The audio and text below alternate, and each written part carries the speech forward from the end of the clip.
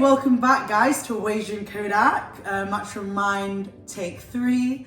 We're here with a beautiful, divine soul, Mr. Rees, BlueBoredom, film director, fashionista, skateboarder, and we're up in the Chakra Lounge in Sheffield today.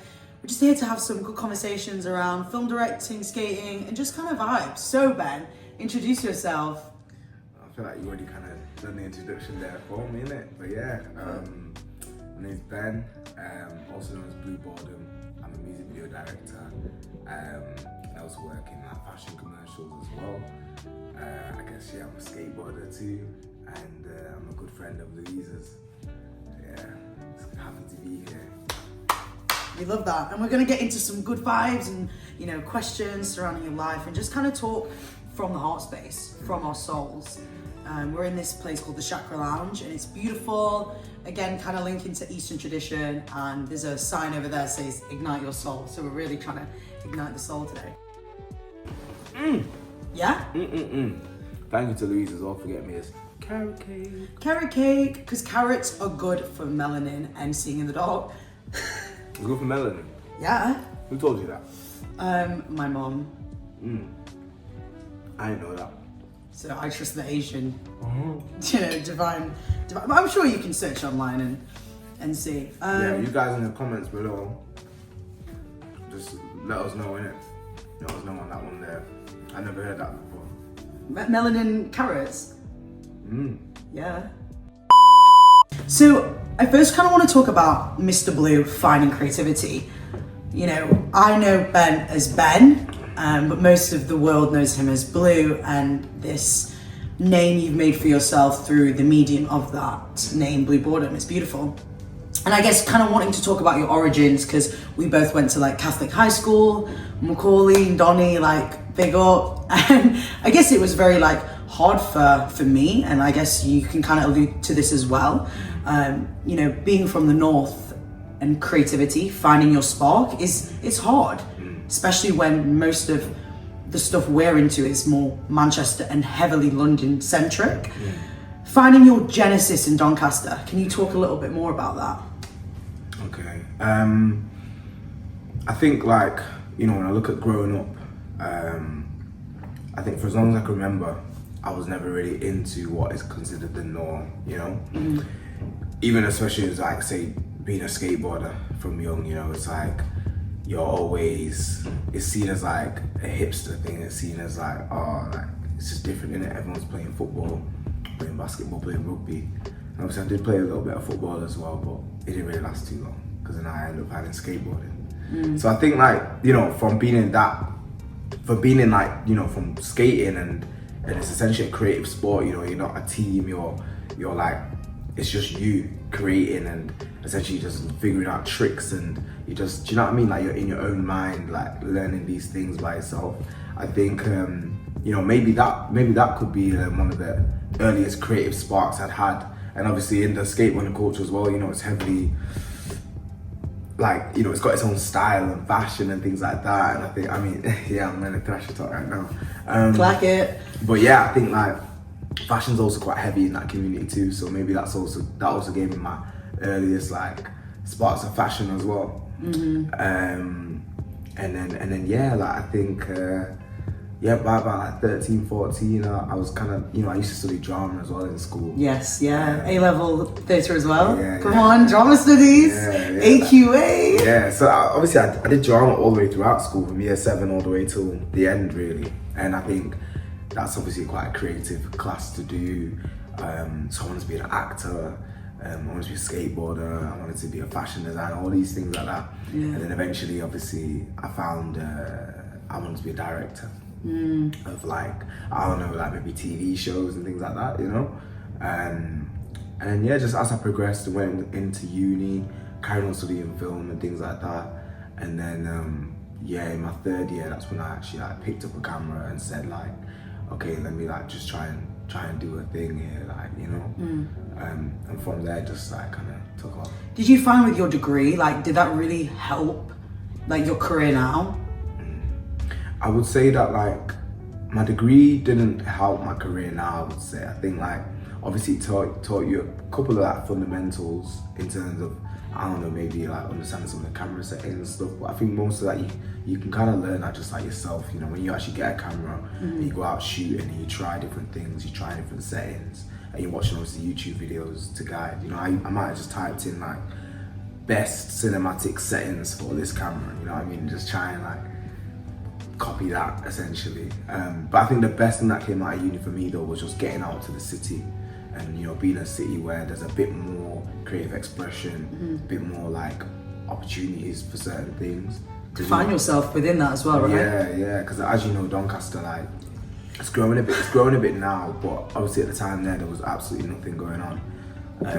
So yeah, I'd say like just getting out of Doncaster for a little bit and going to uni was definitely like mind opening and stuff. Mind opening, and I was like, okay, I can maybe do something here. Yeah. It's more ground to play with, and I think Doncaster, like you said, it's very limited in that sense. Like you've got, you know, not even in a night out sense. I feel like you're a person who, you know, prioritizes more self-expression and creativity than rather than like partying and all that stuff. I guess that we all need them mechanisms to thrive in a lot of ways, but putting your passion more into creativity and stuff has allowed you to blossom and leave Doncaster in a more fruitful way. Yeah, for sure. Like, because if it wasn't for that, I don't really know what I'd be doing, to be honest. Like, I always knew from around that, I think it was probably like around year 11. That's when I was really like, do you know what? Because people are going off to college, or they're going to, I don't know, do engineering, or they're going to do all these different types of trades, or like, I don't know, going to do biomedicine or something. And it's like, I just knew that none of that's for me. Yeah. I just couldn't see myself in it.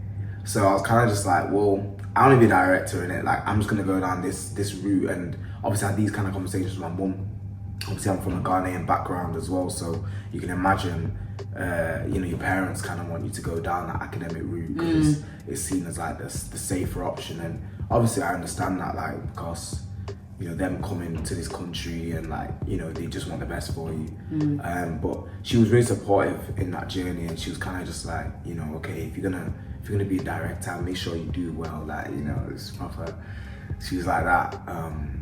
So yeah. I don't know if that answered your question. No, definitely. I think that's so beautiful. And I was speaking to my friend, shout out Jay Kaizen, and we were kind of talking about, because I've been kind of struggling recently with, you know, I know where I want to go, but we were having this conversation just a bit before, and we, you know, Ben kindly read a passage to me, just about like trusting God's plan and allowing it to, you know, you can make, you know, the plan yourself and do your thing, but someone's unfolding it behind the scenes. Absolutely. And I know with me, it's just following where your excitement goes. If you're excited about film directing and that engulfs your heart, or just creativity in general, you have to follow that, because it's your soul's calling. And if you do that, you're not going to be deterred wrong, no matter what your family and friends think. Like, you know, my mum being a very strong Filipino mother immigrant in that sense, similar to you guys, obviously different. Same thing, like, you know, why don't you be a doctor? Why don't you do this? Okay, you're going to do this, cool, I support you, but you need to go all the way. Yeah, absolutely. And I think even what you said, like, kind of like that soul calling, you know, it's like, I believe that God has put like a gift in every person, and I think it's just about finding that. You know, I think most of the things that like you're best at, it's like already in you, you know, and it's kind of like you just have to try and find it. And I often try and resort back to, you know, think like a child, innit? Essentially, like, we want to try and be like children, innit? Like, inner child. Yeah, and most of the time, whatever that thing is, like, you probably, like, whatever your calling is, or like, I don't know, whatever you want to do, like, you've probably skimmed it before as a child. And it's like kind of just looking back and think, what was it that I enjoyed? What was it that I was like really good at? And I kind of, as I got older, I kind of pushed away. Maybe it wasn't cool, or maybe, I don't know, life just kind of happened and you didn't really, you know, tap into it. And I think I was just able to just kind of hang on to that, you know, and not get swept up by it, you know. With all of that though, and like skating, you know, you really like fashion and you found solace in a lot of these potholes. What like really made you think, yeah, calm, I'm gonna do film directing? I think it was, I think, do you know what? I think because obviously I said I want to be an actor, and I think when I said I wanted to be an actor, I let my surroundings kind of warp my mind to thinking, oh, well, someone from Doncaster can't do that. You gotta go Hollywood, you gotta be in London, you know? So I think from that, I think the next thing I thought, okay, well, I still want to be within this kind of production kind of thing, but maybe I'll be a director. Thinking as if like being a director is going to be any easier, not any easier. It's still something that, you know. But I think like when it really dropped though, because it's like, obviously, as I say, I work in music and fashion. At that time then I didn't even really understand that business of things when it comes to video directing. I just thought it's just films. So I think the penny dropped when I was in uni and I started freelancing as I'm on the course at the same time and I'm shooting. I think it must have just been the money that was coming in from it. You know, I was doing this shoot, that shoot, and you know, eventually it was getting on par with like what I was making at my part-time job. And then I'm like, okay, this is real money coming from me like going out and shooting stuff. So I think as like I'm looking back and seeing like what I'm getting from it, I'm speaking to my mum, like, oh mum, like I've made this much this time, and I was kind of like, oh, this is the thing then. Like this is real, and I'm finding other directors, other photographers, other people like within the medium, and they seem to be like obviously living like fruitful lives. So I was like, okay, cool, like all right, hard, like if I'm gonna do this, and if it like and if I get better and better and better, then I'm gonna make more money, and this is gonna be like my whole career. So I think at that moment there, I was like, yeah, I'm going all in. I was like, I'm going all in with this now. Period. And yeah. And you ate, because you know this guy, like, you know, working with Nemzz, Digga D, Foot Asylum, right? And then, you know, being able to fly to LA or New York, and then, you know, working with the set and helping people interview Snoop Dog, Dr. Dre. Like, that's amazing. And I know everyone hypes you up and stuff, but like, the way Asian Kodak's doing that right now. Because obviously, like, anyone can hype you up, but someone who's a creative, myself, coming from Donny, it's so inspiring. Yeah. For real, bro. Like, keep going, because when you know, there's a quote I saw yesterday, and like, we'll leave this earth with nothing, right? But to just expel out of our bodies creation, so we can leave behind beautiful art, and that's all we have to do. And we just got to keep doing that and keep moving. So I actually saw this director put on his story the other day, and it was quite inspiring. He said that like, if you go to the graveyard, it sounds really dark, but if you go to the graveyard, you'll find millions and millions of untold stories, like dreams just left in the ground. So you basically that like the way to live is to just expel as much of your creativity, as much of things that you want to do in life, and die empty, essentially. You know, like get as much out of you as you can to leave here on the earth, and then just die empty. And, yeah, and I thought that was like, I liked that, you know. I felt it really gave perspective. Definitely, right? Because we can get so attached to, like the new like Lamborghini or like night car or whatever. It's not a night car. Or we can just like not do what we really want to do and just like die with that in us.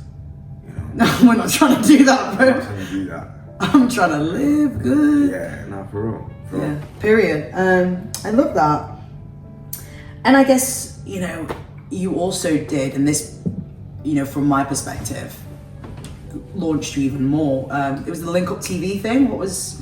Yeah, Link Up TV, the process. The process. Yeah. I guess to inspire other creators. Like, what's that one thing you can pull from that experience? Do you know what I'd say? The one thing I'd definitely say anyway to inspire the creators is, it don't matter where you're from.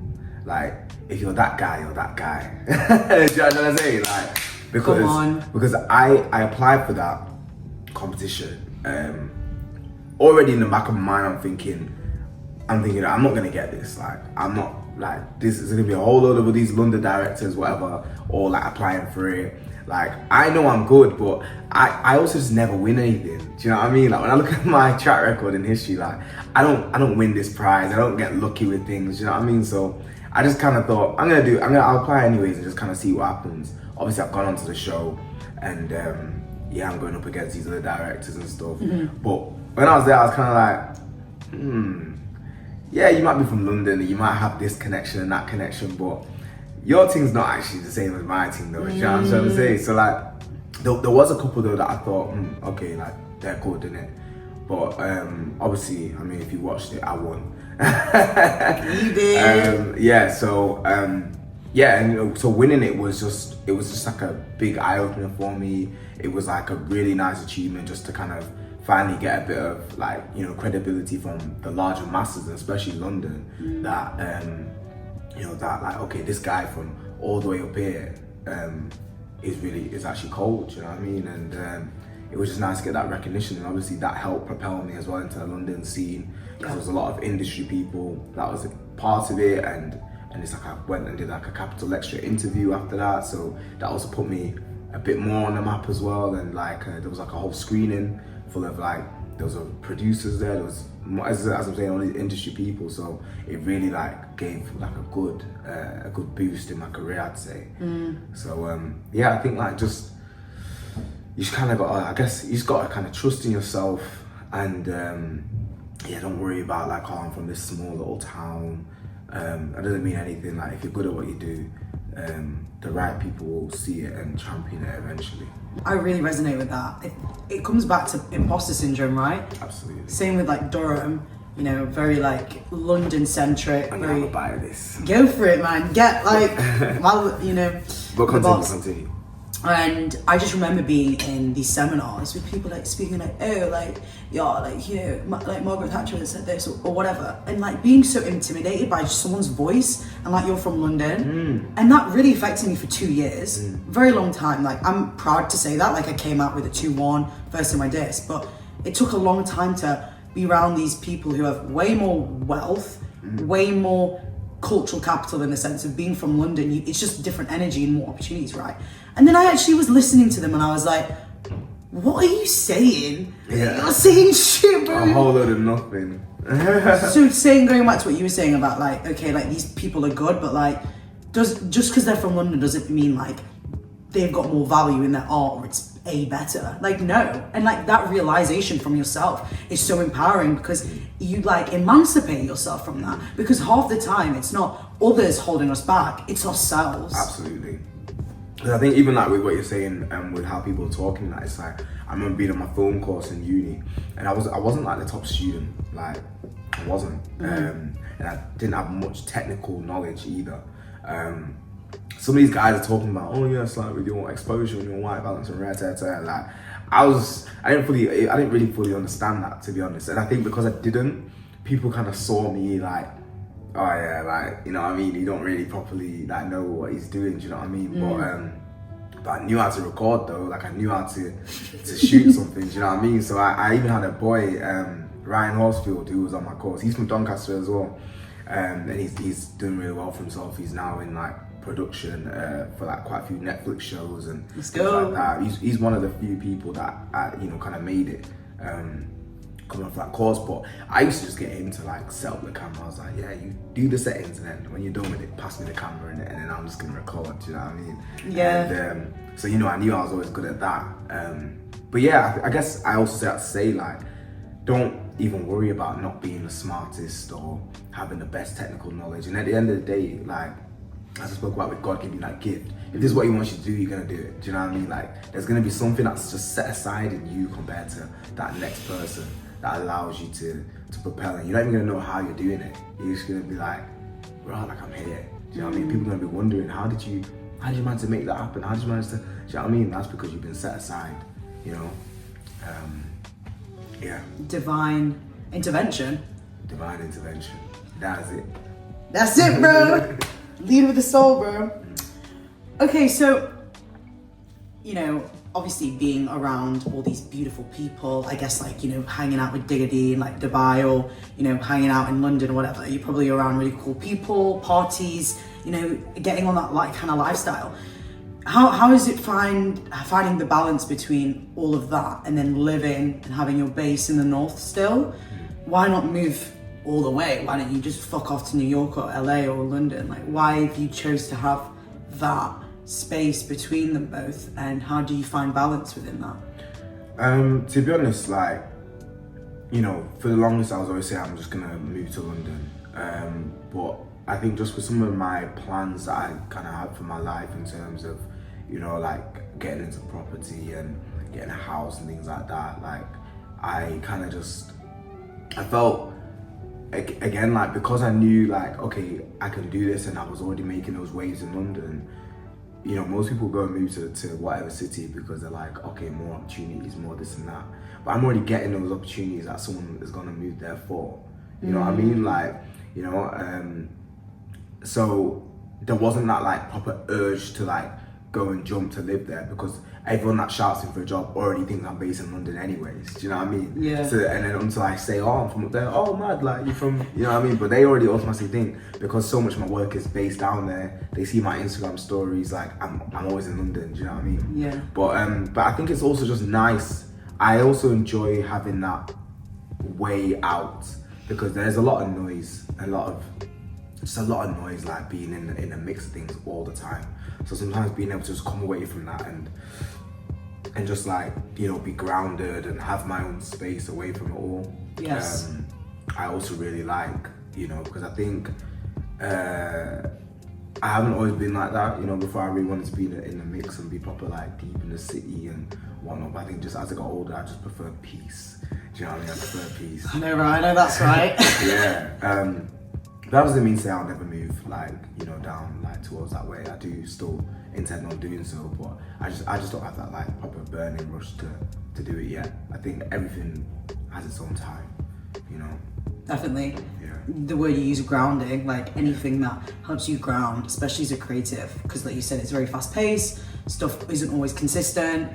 You need to have that moment where you can kind of leave and have your own tranquil space. And if that is up here, then of course, like, you're your own autonomous soul, and you know, blessings. Yeah, absolutely. And I feel it will align itself right when it should, because I think, you know, I've tried to take control and try to plan this and try to plan that so many times, and it's like it doesn't go my way, or like I'm just stressed out, and it's like there's no need. Like, when it's meant to fall together, it will. Yeah, and I feel like, you know, learning more and more, the stuff that's meant for you shouldn't be stressful, right? Shouldn't be stressful, nah. Yeah. The thing that's meant for you will just come to you, you know. And actually, it's like I was reading to you that passage, wasn't I? Yeah. And I'm gonna get that up right now. Right, we're getting it up again. So, divine intervention, ding! Yeah, so this is actually James 4:13. It says, "Look here, you who say, today or tomorrow we're gonna go to a certain town and stay there for a year. We will do business there and make a profit. How do you know what your life will be like tomorrow? Your life is like a morning fog. It's here for a little while and then it's gone. What you ought to say is, if the Lord wants us to, we will live and do this or that. Otherwise, you're boasting about your own pretentious plans, and all such boasting is evil." So I often like to just refer to that when I feel myself getting a bit ahead of myself, because, you know, I'm somebody I like to plan my future a lot. Yeah. And it's good to plan. I think you should plan, but I think sometimes it's just trying not to get ahead of yourself and just letting, like, you know, God order your steps. And yeah, I think that's just something to remember, you know. And I think that's so interesting as well. If we had, like, you know, a bit of a spiritual lens on top, like, all we have is the present moment. And I think, you know, I'm reading this book called The Power Is Now, and looking at, like, if you're stuck in the past or the future, you're giving energy to that, and that can be taken as evil, as the passage says, because you're putting all this energy worrying and stressing about your past and your future, that you're taking it from the present, and that causes suffering and then causes you to get off track. And, you know, sometimes I think it's very humanly to plan, especially in this matrix that capitalism has. Like, we have to consistently be planning and doing things, and oh my God, if we're not on track, then my life's over and I feel really stressed, because that's the nature of capitalism, and it's horrible. It's the system, of course, very humanly as well, but I feel like the divine is so chill. And It'll just give you peace. Peace, you know, peace, yeah. Peace, you know. Peace be with you, brother. Yeah. You do that in your church? We do peace be with you. We shake hands with everyone. Yeah, sometimes it's Halfway like, just like, oh, God bless. Like, oh no, we'd be like, there's this time that's like, peace be with you. Peace be with you. I'd be saying it to, like, everybody. Yeah. And it's nice. Thank you. Next question. If you can just name your top favourite 3 videos you've directed so far, put them on screen as well. Gosh, my top 3 favorite videos so far. Okay, one of them I would say I did a campaign for a fashion brand called Amicii, and that was my first shoot filming on 16mm film. There was a lot of crew, there was a lot of cast. Was that the one I was there? He was there actually, yes. I was an extra. I'll put it on. Yeah, so I'd say that was definitely one of my favorites. It was just like a new experience. you know? Oh, another one of my favorites, there was a BenJart campaign that I did. And that was it was basically about like girlfriends who steal like boyfriends' jackets and stuff like that. So I came with this really cool concept where we're gonna have this kind of like, yeah, she's a bit crazy. And but the twist is that the therapist she's speaking to is also on the same stuff as her, do you know what I mean? So the camera pans back after the therapist says, she's like, oh, like, thank you for sharing this with us. I feel like a lot of women can relate to like the storytelling. The camera pulls back and you can see the BenJart jacket hanging on the back of the therapist's chair. So it's that little like, you know, realization. Do you know what I mean? So I think that's another one of my favorites. And then last one. I could probably say another one. Oh, another one of my favorites was for this artist called Chi, and it's a music video we shot in LA. So I think that's my favorites for a whole bunch of reasons, because I obviously got to go to LA, and you know, it's been one of my dreams to go there as a child, for so many different reasons, you know. So being able to be out there in the LA sun, like shooting, and it's just like a proper like, just a daydream. The video just feels like a daydream. Oh, just, yeah. You know what I mean? Momentum as well. Yeah. Like it's just a beautiful video, and I had so much fun. I was there shooting with my friends. Like it was just one of them. Like, you know, no one was even really getting paid like that much or anything like that. And I think sometimes there's a beauty in that, because there's just more. There's less pressure. Everyone's just like friends, and you know, even leading up to the shoot, we was all hanging out with each other every day. So I was getting to know her as well a bit more on that trip, and yeah, like it was a beautiful time. I'd say like that was definitely that was my favorites. And you just reminded me as well, when you were in LA, did you just find this random artist on the street and then just like film a video for him? Yes. So there's an artist called Void, and yeah, do you know what? That day we said that we're just gonna go out with our cameras and just like, I don't know, just shoot B-rolls of just LA life. You're just like, I love it so much, I need it. Yeah, literally. And then I just seen him there chilling, he had his headphones on, and I was just like, I was like, what you saying, bro? You're right. Like, he's like, hey, what's good? Hey guys. And then I was like, oh, like you seem like you look like really cool. Like I like your style. Like, you know, like what you doing out here? What you do? He said he's an artist. I was like, oh man, you're an artist. So now I must have just been like, okay, like, what you doing now? You know, what you doing? And then he was just like, oh, like I'm just kind of chilling out here for a couple hours. So I was like, oh sweet, well, I'm with my guys. Like, do you want to shoot a video? And I was like, hell yeah, like let's do it. And then I was like, it was mad. So he came back to the car with us, and we got like our speaker, and we obviously was speaking to him, getting to know him. We sat in the car and picked a few, like going through a few different songs and stuff, what felt right. Because obviously, like, we just got to use the surrounds with him. There's no planning we've done in this video. Yeah. Also, you just met this dude. Like, are you even good? Do you know what I mean? Yeah, literally. So yeah, and then we shot the video. It was really fun. Oh, okay, yeah. Yeah, she's. Yeah, we shot the video. It was really fun, and then afterwards, we all just kind of got like a Chinese together. And it was really nice, man. Yeah, it was sick. So yeah, you get me? Just kind of got to go out there, man, and just try stuff. Yeah, and like I think that's sometimes better than like planning, stressing.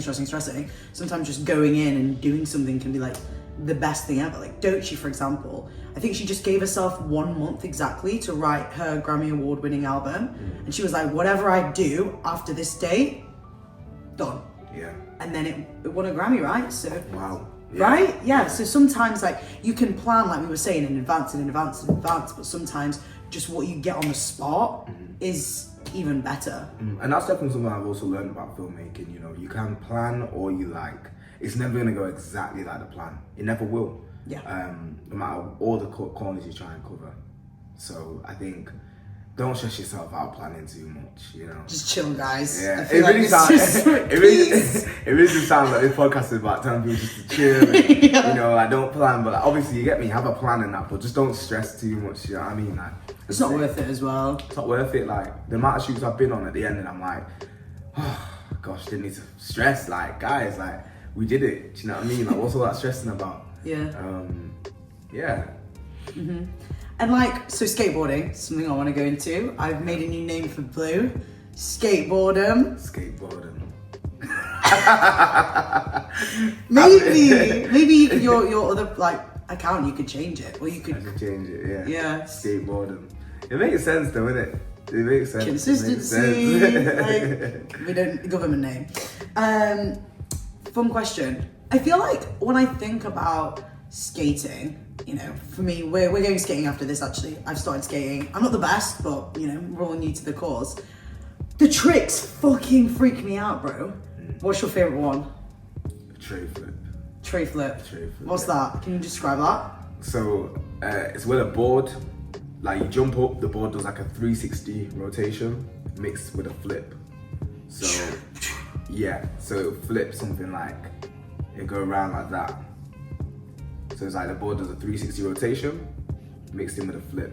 So when you combine the two, it goes around like that. All at the same time? All at the same time. Bro. I'd say that's probably my favourite trick. So if someone's like, oh, can you do a trick? I just whip one of them out, shong, and everyone's like, oh my God. You're like, just skating away, like, skateboarding, right? Like, yeah. Video, like of you, and it's like all of your best tricks, and maybe it's like you describing like your love for skating in like LA, and it's like SkateBoredom. Yeah. Maybe, I don't know, you might be seeing something, you see it, and then, yeah, like, I was right. That's it. I don't know why, golf really reminds me of like Tyler, essentially Tyler the Creator. Skating, I don't know, do you have the same associations? What? It's Tyler, golf, and skating. As in like golf, or you use from the brand like golf? his brand, yeah. Well, yeah, like Tyler the Creator obviously, he used to skate in it, and obviously I think he pays a lot of homage to the skateboard community. He does. So I think, yeah, I remember like when I was younger, when I was like 15, 16, it was all golf wang and Tyler the Creator, skating and all that type of stuff. Like, I used to take a bit of inspiration from his style as well, to be fair. Like, yeah, he's got really close ties with the whole skateboard community, so that's probably why you think of that. What's your favourite Tyler song? My favourite Tyler song? It's big. You know what, like, I'd probably say I liked,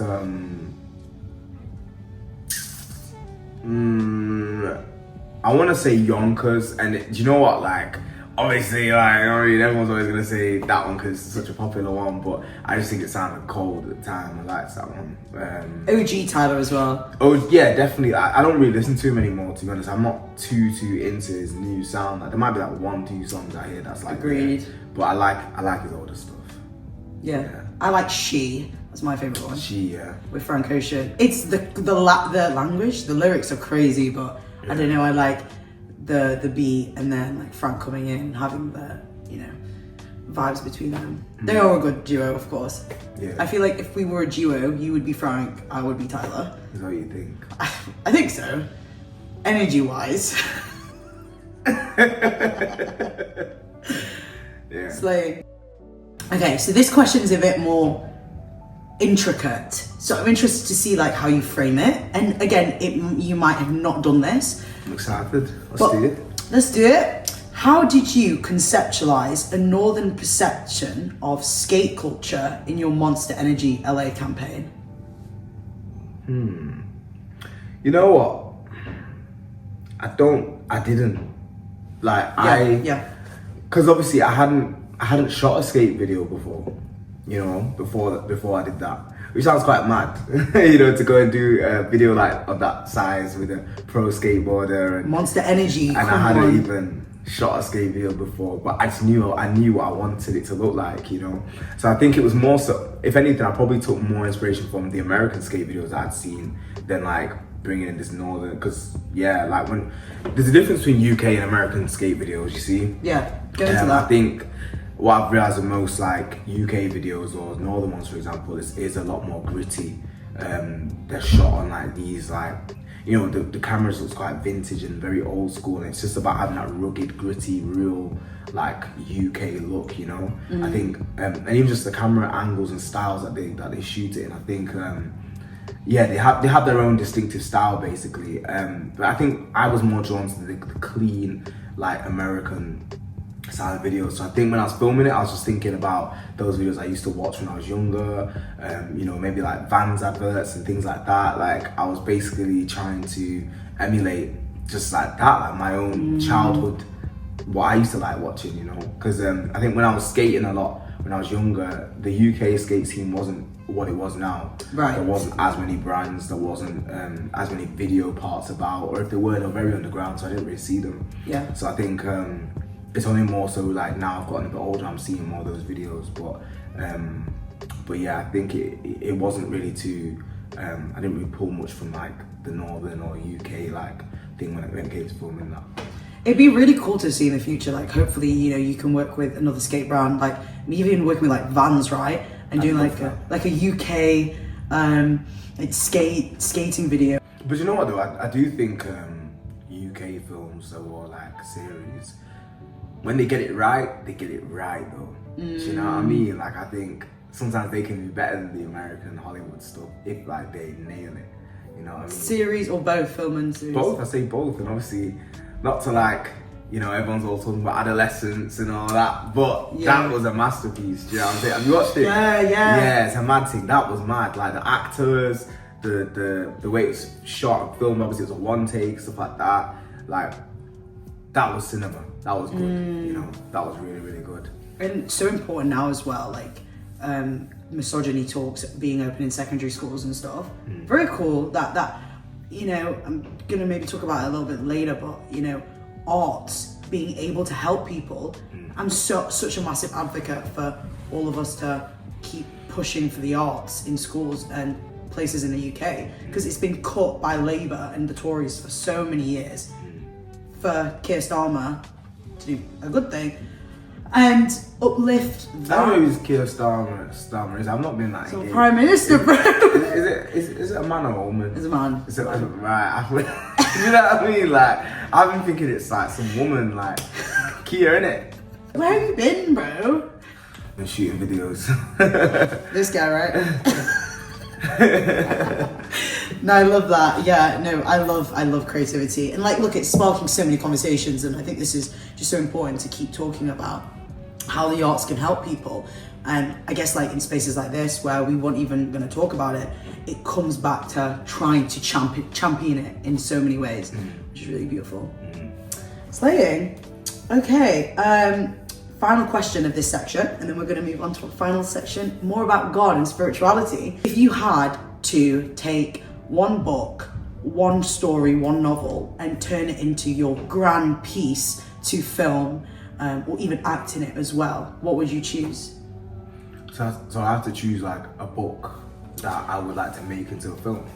It could be a book, it can be any stimulus. Like for example, Christopher Nolan taking Odyssey right now and creating that into a film, or I don't know, you read a novel about skateboarding people and they fell in love in a skate thing, and you like anything you would want to conceptualize into a film. And no, like money, it's not a thing. Like you can do anything. You can film like The Big Bang if you wanted to. That's a good question. Thank you. I've never really thought about that before. I don't read that much. I probably should. Do you know what? I don't know. That's really hard for me to say. Maybe I'll just do like a, not necessarily something I've read on, but I'd probably like to do like a film about, you know, identity. You know, like a deep psychological type of film about that. Somebody trying to find like identity and all the trials and tribulations of trying to do so. You know, being in different social settings, and that person trying to find themselves or feeling left out or not fitting in, and trying to, you know, but not shoot in some cheesy way, like, you know, some high school drama thing, but like really like a bit like how adolescents did, like really tapping onto like the nuances of it. I think I'd like to do something like that. I mean, I watch a lot of psychology and read a lot of like that type of stuff, so I think I'd like to do something based around that, I think. Yeah, finding Easter eggs, right? It's like watching something and being like, whoa, no one could tell Blue did that, but he did that to make me think or feel a certain way, rather than it being so like abstractly. You could call it feeling blue, and then, right? Hey! You're good with these name things, innit? Right, come on. There you go, Matcha Mind. And you could have this like soul like going through the stages of feeling blue and finding himself or whatever. But that could be really cool. Could be definitely a passion project for the future. So for sure. Conception here. Slay. So getting on to the more in-depth questions, you've got 4 left. Do you find creativity a spiritual process? Yeah, I'd say so. Because it comes from within you. I think whatever kind of energy or ideas or things that come from within you is like your spirit. You know what I mean? And because creativity is so different to everybody, the same way everybody is different and everybody's souls are different, we've got their own personalities. Each human's got their own nuances of what they are. It can only be something that's spiritual. Because like you can't judge creativity. You can't do anything with it. Creativity is so subjective and conceptual, like just like a human is so complex, and so I think it's definitely a spiritual thing, I'd say. As within, so without. Yeah, for sure. Yeah, fuck yeah. No, I find it very spiritual myself as well. Just even this, like, you know, I really wanted for the longest, you know, I like to talk, right? We both like to talk and we have really good conversations, and for me it's just so important to, I don't know, talk about life and creativity, and, you know, both of us have our own, you know, journey with our faith, and for me, like, no matter where I am in my journey, championing love and spirituality and just finding faith within God is so important to me. So having spaces where you can mix the two and being open to discuss that, I think is so beautiful. So with the cuts to, like, you know, arts funding now, and I guess like we were kind of a little talking about this with adolescents, how can the arts be used to spiritually help people on that front? And I guess, yeah, spirituality and arts helping people, whether you're a person on the streets battling youth violence or a government official, or, I don't know, something you could talk on? Well, how can spirituality and the arts do what, sorry? Help people. Help people. I think in a sense that it's expressive, you know? I don't know, obviously it can change your life if you end up making a career in it, you know? So in that type of sense, or it can just give you peace and an understanding of yourself, or of like the world around you. Yeah, because I mean, God is a creative, you know, he's a creative, he created the world, he created so many different things. So I think just tapping into that. Like, God the creator, yeah. Yeah. Very fundamental. You know, yeah, so I think they just help you in so many different ways. Like, back to peace, right? Back to peace. Buzzword, peace count. Yeah, bro. No, definitely, and like going back, like we were saying, spelling, creative. I mean, creation is the utmost fundamental force. As a woman creates a human being, right? It's in everything. So keep creating, people. GDMs. Favorite Bible verse. You know, I get asked this a lot actually. I'll probably say one of them is Psalm 35, and I don't know the full thing off by heart, but the first part anyways is, contend, O Lord, with those who contend with me, and fight against those who fight against me. So it's a prayer, like it's a warrior prayer. It's like it's one that really came to me because I was going through like a time where I felt there was a lot of people that was like against me, or like maybe trying to pull me down, or like I was having like, you know, just a bit of, not beef, but like people like kind of just within the industry, like certain artists and stuff, and I just needed God's protection essentially, like, and so I was kind of just praying that, yeah, whoever's kind of like trying to pull me down, or maybe plotting something against me, like may their like plans fail, do you know what I mean, may not work, like the Lord should cover me and send his angels, like, you know, like do all the fighting for me, so that like I don't have to be confronted with that, or for it to kind of bring me down, do you know what I mean?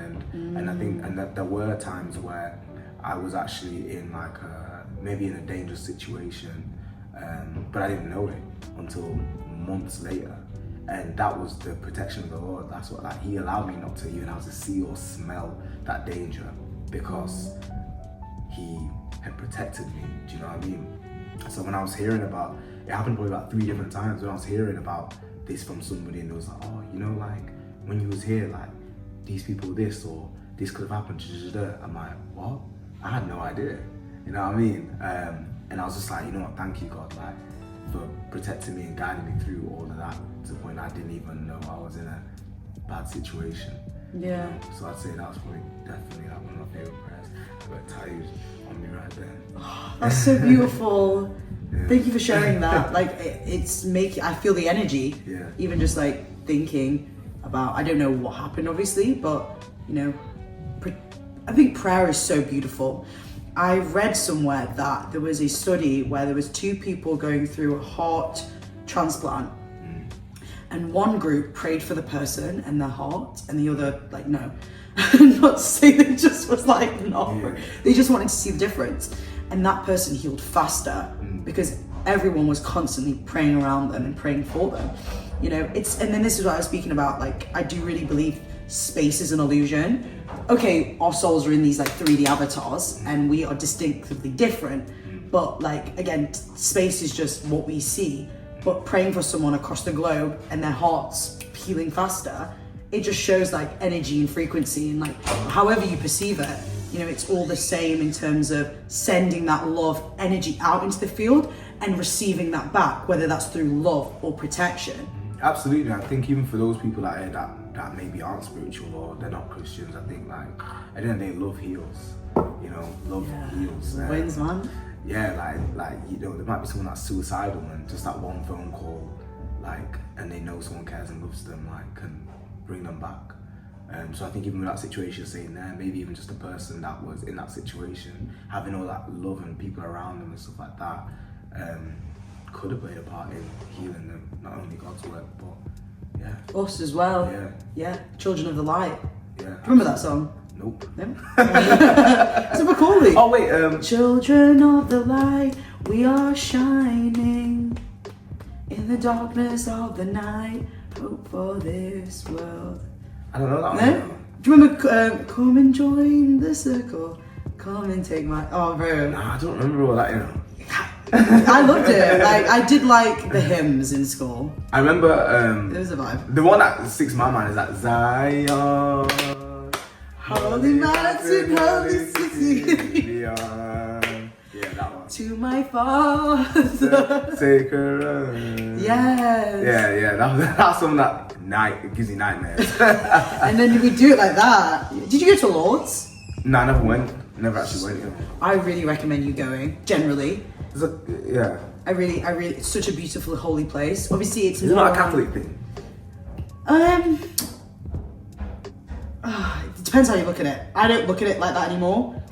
I just look at it as a Mary appearing to Saint Bernadette, having that mystical experience, and I guess Mary being taken by the Catholic Church as a prominent symbol and using that to, make money and commodify that bit low-key, but that's a whole different topic. But for me, it's just, I have such a spiritual connection to Mary, and not even that, like... That's like Catholic, like... Sure, like... teachings and stuff like, you know, like that. Do not worship idols type thing, of course. But I just go for the vibes. I had my religious experience there, so... Yeah, no, that's really good, actually, yeah. I was speaking to my boy, you know, Evan Rose. Yeah. Yeah, we was talking on holiday, actually, and he was saying about... I think he said he went to Lord's, and I think he had his first like spiritual experience there, and that was his own his first encounter, say with God and stuff like that. I was trying to I was having a conversation. I was trying to kind of explain to him kind of the life path that I've chosen and how it's helped me and just where I'm at with it, and just kind of help him get there as well, you know. Yeah. And then he was telling me that, and I thought it was beautiful. 100%. It's so interesting that he had one there as well. I mean, I guess maybe a place where is sacred and an apparition of a ascended master, Mary, coming somewhere can give a site that energy. I feel like meditating in the pyramids would be sick. It's like, shaking with energy.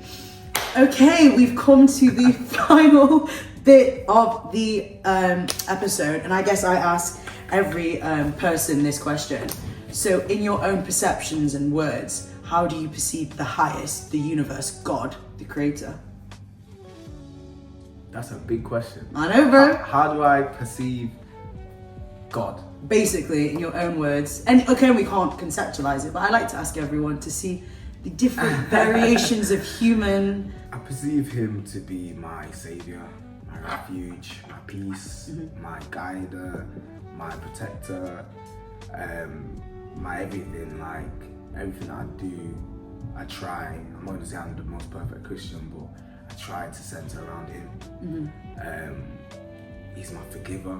You know, all the things that we do, like he's so merciful, forgives us all the time, and I think that's why I also say we should forgive others, because you know, how can we be begging for our Lord to like forgive us for our stuff we can't forgive your neighbor?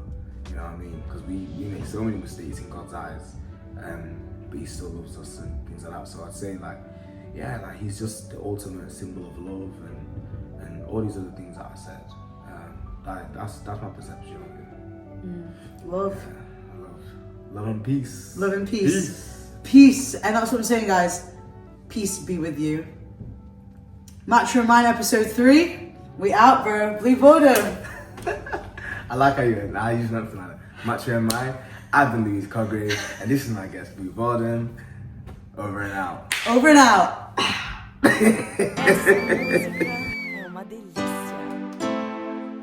The diabolical king, it's Rees.